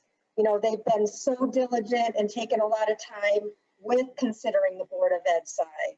Probably more than it's easy for me to just kind of be down the middle and be straightforward and give an opinion, because I'm not going to take offense. You know, it's just a business, it's just finances, but I care. I'm a really caring person. So all I wanted to do is say that I've seen this board really agonize over things. So they have considered the Board of Ed. Thank you. Thanks, Joanne. Liz Lokiak. Hi, thank you for letting me speak. I have to say I'm a little disappointed and a little bit insulted about some of the discussion that suggests that the townspeople just don't want to pay more taxes. The fact that people want more details and more transparency to know where their tax dollars are going doesn't make us cheap. It makes us prudent. People have made comments that it's only a few hundred extra dollars. I'm willing to spend a few hundred extra dollars. And frankly, I'd be willing if it was only a few $100s too. But with the reval that's coming up, you're going to double the value of our house. And guess what? I don't think we'll only be paying a few more $100. We're probably talking about doubling our taxes. In light of that, I would like to ask Valerie, considering that Andover has the highest per pupil spend in the surrounding towns, can you explain to me the rationale for maintaining classroom sizes in the K through 2 classrooms of between 10 and 12 roughly students? By consolidating these classrooms, we could save, and this is just one suggestion. This is just one suggestion. We could save the salaries and benefits of 4 teachers and the obligation contracts that come with those. Mark, I'm not sure that we're supposed to do this in public. No, you're not. No, you're absolutely not. And unfortunately, I know she'd love to ask that, and people would love to have the answer. But I would just say, look at area towns in terms of their budgets. And if you, I have, and I could email them to you too. Again, it's not appropriate for you guys to be talking back and forth. Kids, Liz, and you'll get a number. You'll see that that's not true. Liz, you're more than welcome to email her. Okay. That might be the appropriate. All right. Thank you. Was there anything else, Liz? Evidently not. Okay. Thank you for participating. Thank you, Amanda. Lynn Dove.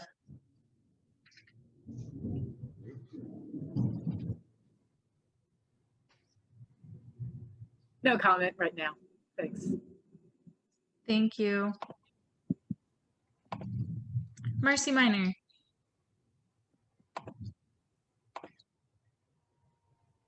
Nothing I want to say is, Amanda, great job. Really love the way the meetings are run. Very professional. Thank you. Thanks, Marcy. Board of Finance does a great job hosting the meetings. Kelly Haggerty. Hi, Amanda. Thank you so much. My goodness, I feel like I don't even know where to begin. I've revised my notes a few times, but Jerry, I stand with your idea, and I thank you very much for stating that idea.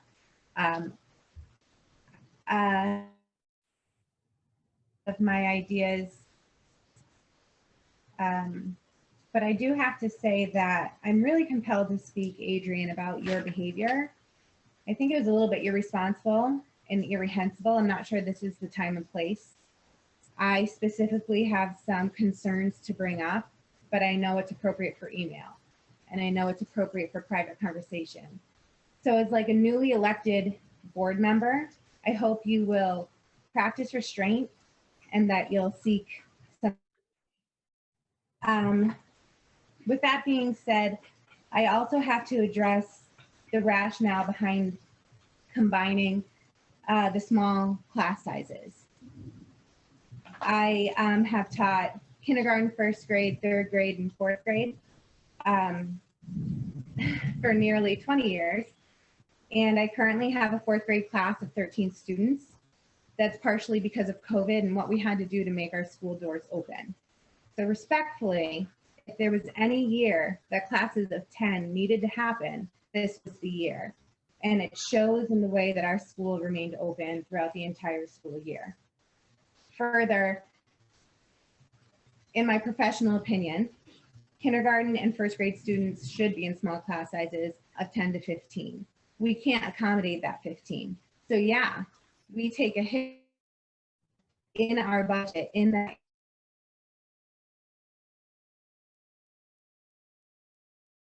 We lost I know it's not anything. I'm sorry? you're kind of fading in. What? I think that's you, Rob. I don't think it's Kelly. I apologize then. I'm sorry. With that being said, I know that combining second grade isn't anything that neither the teachers, the principal, the superintendent, or the Board of Education would want to entertain. But I do understand and hear from the very strong point of the townspeople, the need for trees and the need for a community. And I think that's what it is, more a community than a community center. And I'm really hopeful that when it does come to fruition, that we will feel a sense of community here, more than maybe we do at this moment. I thank you so much for your time. I do understand that I'm new into the finance process. We all have to start somewhere. I have been involved with the Board of Education for many years, as Shannon may have pointed out last night. We do thank you so much. I thank you so much. My husband thanks you very much for your time. We're in this position and it's not ideal. And I do appreciate seeking some mediation at this point. So thank you very much. Thanks, Kelly. Erin Boris? Hi there. I just hope that people who are on this meeting and folks who do watch back and listen back, listen to some of the things that are said from Sherry, Jerry, and also Val. I mean, I'm blown away by the fact that there's the back and forth about monetary, like it's just mine. I'm actually speechless, honestly, that people continue to gun for the school when the school has continued to hold up its end of the bargain in terms of facilities, students, maintenance. Done this. The boards have not done this. The draining has continued. And yet at the same time, now we're asking the superintendent to basically choke the school.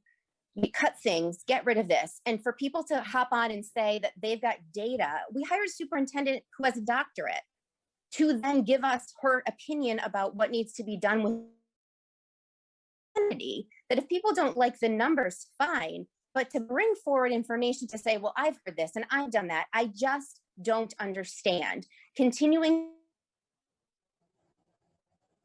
Recording stopped. I'm not hearing her, you guys. No, the internet connection is very unstable because of this Yeah. thunderstorm Yeah, coming through. whoever was hosting, they lost the recording as well. So whoever was Right. hosting got involved. Yeah, exactly. Yeah. A little crazy out there at the moment. Yeah. Amanda, if you're still on, if we can record. I think she's oh, she is on. Okay. Yeah. CVC got pushed to host. I don't know who that is. Yeah, that's going to be a problem. All right, Amanda, you're back on.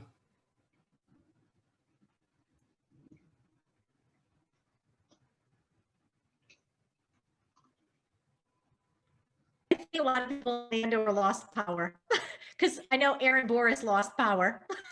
Oh, okay. I mean, it's raining cats and dogs right now. We had some pretty serious thunder crashes right over my house. I haven't lost power yet, but I think I there won't be must surprised if I do.